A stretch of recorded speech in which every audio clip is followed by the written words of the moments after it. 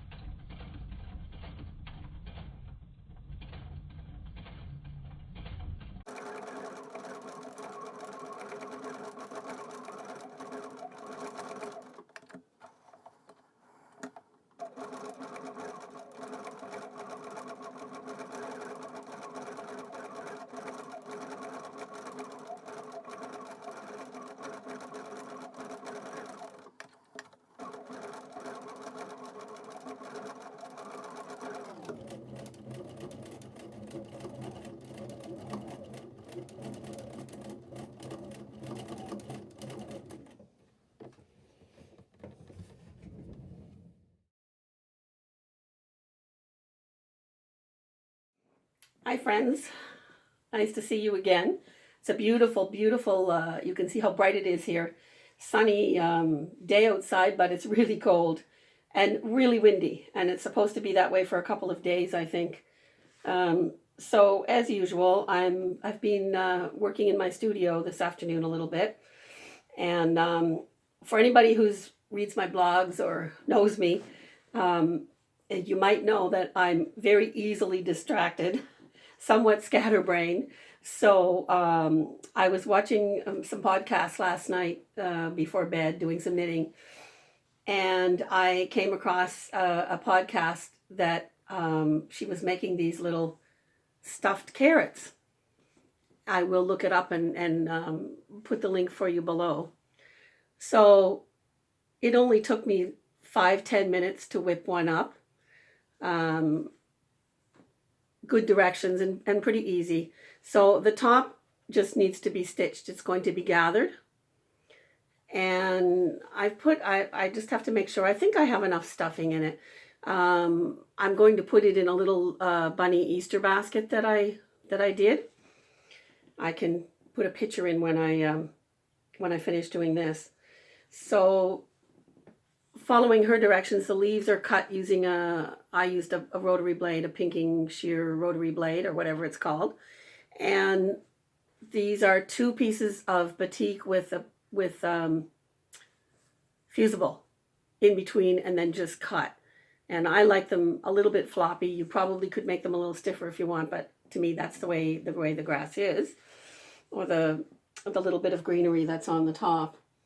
That's the way it is. So I'm presently sitting down. Oh yes, the other thing that I believe she did was that she stitched back and forth. So I probably will do that before I put them in. She stitched the 3 pieces of grass back and forth to make them a little bit stronger. Because this is I'm making this for my 11-month-old, I guess he is. Boy, they grow. My 11-month-old grandson, who's called Gussie. I'm making it for him, and I'm doing 2 little Easter bunny baskets, and I already finished the one, and I did the ears for the second one, and so I thought, well, I can put some little candies and little tiny playthings, maybe a flashlight. I know Ollie loves flashlights in the 4-year-olds, but I thought, what am I going to put in the youngest one? And she doesn't give him any candy or treats yet either. So I thought, well, I saw this carrot last night, and I know he loves to hold on to things and shake them and grab them and chew them. Have you ever seen these, by the way? They're called finger cots. I know when my little nieces and nephews first saw this at the cottage a few years ago, they turned bright red. They wanted to know what it was.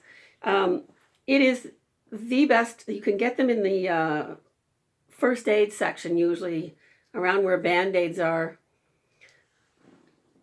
If you're stitching and you're having trouble with a slippy needle, besides a thimble, which I use, this is just the best thing to use. See how easy? It just makes your needle pull through. You can push a little bit if you need to, but it just pulls through the fabric. And I'm sewing through 3 layers of fabric, batik fabric here, with fusible in between. Grab that needle and it just pulls through like butter. So they're called finger cots, C-O-T-T-S. You usually can find them in the first aid section. Nurses use them for a few different things. And you can get them by size. Some boxes will have mixed sizes in them, and other boxes might just be small or medium or large. And for me, the small is too tight, but my fingers are quite swollen due to arthritis. So some of you may want something different. So now what I'm doing is she just ran a running stitch around the top.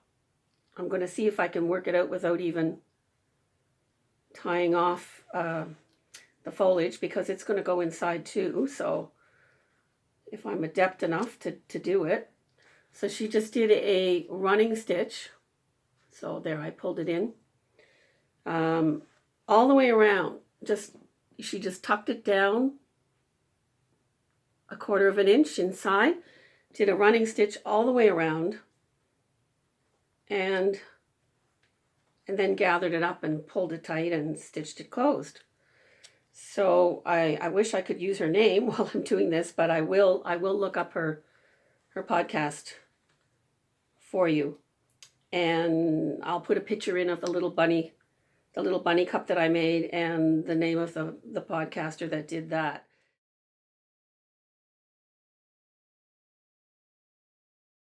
It's I love watching podcasts at night. Usually I might watch the odd show on a regular television, but I like to knit, and I often will turn on, I have a few favorite podcasts, and I'll check in with those and maybe watch something for an hour. But sometimes it can be a bad thing. I love them, but then I'll see something and I think, oh, I have to make that. And then I'm off on a down another bunny hole, so to speak, or off on another tangent when I have things to get done. But I didn't mind this and the little bunny basket, because the bunny basket is something I do it was crocheted, and it's something that I can do at night when I'm watching TV. And the little carrot really, I'm sure, only took me 15 minutes to make. So it wasn't a big, now I have a knot. It wasn't a big endeavor. So I didn't mind that. And, oh great. So this is a knot. And if I can't get the knot out, I'm going to have to start again, or at least gather up part of it and knot it and then start again. That's annoying. Yeah, I can't seem to get that knot out. I'm going to be persistent and try a little bit more, and if not, I'll have to start again. For those of you who are just signing in, I've had a blog for many years. You can find the link on my podcast down below on YouTube. And I think it's been more than 10 years. And I've just been recently, especially during this time when we're stuck at home. Look at that, I got it. Just looking for another way. First of all, there's a few things. Something to learn, something new to learn. Figuring this out and figuring out the technology. This week I actually received in the mail, I bought something called a gimbal, which I had never heard before. Gimbal, I think. I ordered it, and it's meant to be a movement stabilizer that you can use either with your phone or your camera. So when I get up and I want to carry my phone around or go on the trail and carry my phone or my camera, I can use this stabilizer and it'll come out like a professional video. So they run in the hundreds of dollars, and I didn't buy one that expensive. I bought less than that. And I thought, well, I'm going to try it. So I have it. My husband's currently charging it up for me. And the next time I sit down and I have time, I'm going to read up on it and just see how to use it. I have to figure that out. So that's the learning curve part. And I'm going to try it out. So that's one of my reasons, is that this is just something new that I can try. And it's not, there's a bit of a learning curve, but it's not impossible. So I'm rather enjoying that part. And also, blogging seems to not be quite as popular. I do have a presence on Instagram. I'm called Nature to Textile over there on Instagram. And I think that's listed below in my YouTube video as well. You can find me there. So I did get that knot out, but then I got another one. That's okay. We're going to get it eventually. It's getting there. It's getting gathered, you can see, but it's still, the hole isn't quite seized up tight enough yet. So I will keep working at it. So yes, the podcast thing, I thought, well, let's give it a try. My husband says I'm a natural. He avoided saying that I love to talk, but it's true. And the other thing is that, we're home every day, and I have, like I'm sure a lot of you do, concerns, and you know, I've been staying really extra cautious and close to home. Have some health issues to worry about. So I pretty much spend, except for the odd doctor's appointment, I pretty much spend all of my time here at home, often in my studio. And the other factor for me is that I can't walk very far. I'm on a waiting list, and it could be a while for a replacement hip. It'll be my second one, and it's getting to be quite painful. I can still come in my room and do some work, and but the thing that I most love to do, which is get out on the trails and in the woods, I can't do very well unless I can. Some of you, I'm sure, have seen my adapted walker, which has my husband gave me for Christmas, and it has little, well, they're a fairly good size. They're about this big, I think. Skis that are made for 4 of the wheels on a stroller. They fit perfectly on my walker, and so rather it's a snow-packed street, which we have quite often here in our subdivision through the winter, or snow-packed trail. I was able to get out, you know, for a little bit of a walk, 20-25 minutes. And I could even, on decent days, take some sketches, or take my sketchbook and sit in the sun and do some sketches or feed the chickadees. So it was nice. I was able to get out. Right now I'm having a little bit more pain, but I'm also waiting for another cortisone shot. So I'm hoping that will help. So anyway, all of that is to say that I spend a lot of time here in my studio. And I just find that this is a nice, I got a couple of nice compliments after my last video. It's really hard to do this when you're starting out. I mean, can you imagine? I think I adjusted my tripod a couple of dozen times at least, just a little while ago, because you just can't find a view that suits you. So you just have to be accepting of yourself and just be who you are. But I think it is nice to connect with people.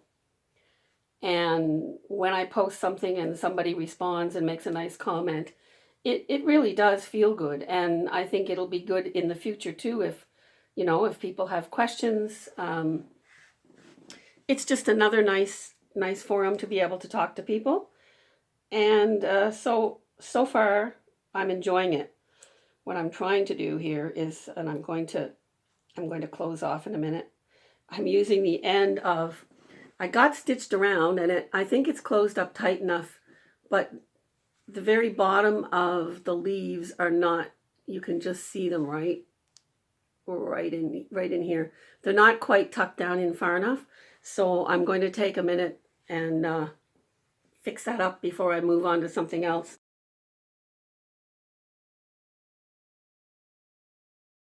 You can let me know through the comments if you have any ideas for things. I actually do quite a bit of knitting at night, and I've always got a few projects going on there. So it's on my list the next time. I just finished a pair of fingerless mitts that I think will be great for springtime when I want to do some sketching outside. It'll keep me warm, but I'll still be able to use my fingertips.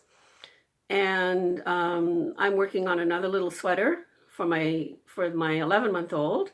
And I also started a small baby Afghan, and I'll show those and talk about that. I like to keep a few different things on the go because it really helps my fingers with my arthritis at night.